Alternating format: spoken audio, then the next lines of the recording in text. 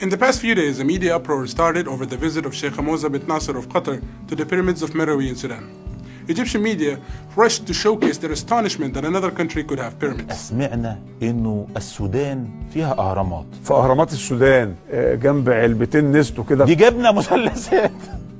ومش أي حد يبقى عنده أهرامات، ده الأهرامات دي 7000 سنة. It's not much of their fault though, because this is the result of a massive misinformation campaign that has been going for decades to associate anything that has to do with pyramids or the pharaohs with modern-day Egypt. What these so-called journalists fail to admit though is that there are more of these cheese triangles in the small part of northern Sudan than there are in the whole of Egypt.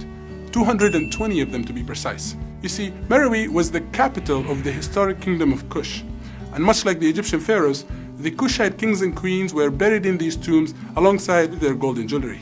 These pyramids, with some of them dating up to 4,600 years, are considered by many archaeologists to be even older than their Egyptian counterparts.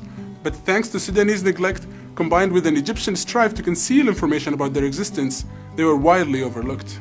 Although it is frustrating for Egyptian media to try to demolish and obliterate all Sudanese history and culture, it's not unprecedented. Over and over again, Egyptian journalists have been falsely claiming that Sudan was occupied by Egypt. Some went even as far as to eradicate all Sudanese history by claiming that Sudan is an extension of the Egyptian state. الأراضي السودانية بالكامل كانت تبع مصر.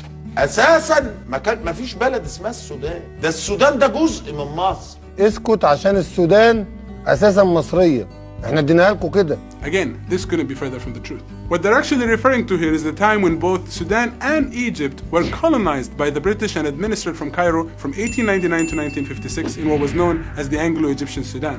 But historically, it was actually the Nubians of Sudan that conquered Egypt and ruled as the pharaohs of the 25th dynasty for a whole century.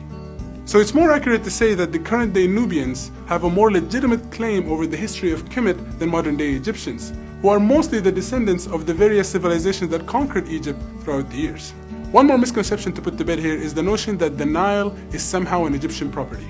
While it's true that Egyptians have always flourished alongside the banks of the Nile, and the Greek historian Herodotus wrote that Egypt is the gift of the Nile, this legendary river is actually formed in Khartoum and runs its longest course in Sudan.